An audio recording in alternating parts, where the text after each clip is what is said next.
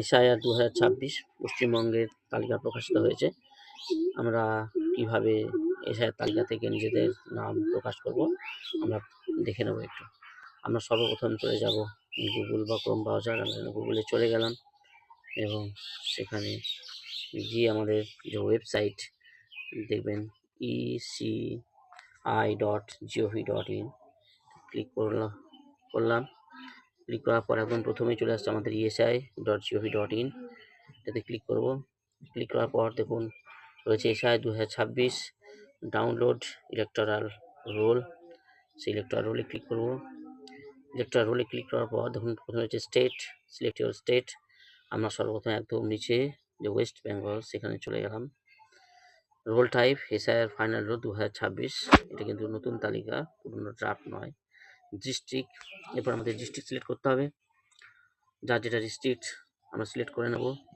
আমি আপনাদের বোঝানোর জন্য এখানে সাউথ 24 পরগনা সিলেক্ট করলাম। এরপর সিলেক্ট করতে হবে অ্যাসেম্বলি। অ্যাসেম্বলি আপনাদের কোন অ্যাসেম্বলি পড়ছে, কোন লোকসভার অন্তর্গত, এখানে আমি নামগুলো দেখছি। আমি এখানে যার নামগুলো রয়েছে সোনারপুর উত্তর, সোনারপুর যাদবপুর, বরানগর, সোনারপুর দক্ষিণ, বিষ্ণুপুর, সোনারপুর দক্ষিণ সিলেক্ট করলাম। ভাষা আপনারা চুজ করে নেবেন, বাংলা অথবা ইংরেজি। এরপর দেখুন এখানে হচ্ছে part number and part name, আপনাদের কোন পার্ট রয়েছে। প্রত্যেকটা পেজে 10টা করে পার্ট রয়েছে। আপনারা এভাবে পার্ট চেঞ্জ করতে পারেন, আপনাদের যেটা পার্ট সেটা আপনারা নিয়ে নেবেন। ধরুন আমি এখানে এই পার্ট সিলেক্ট করলাম।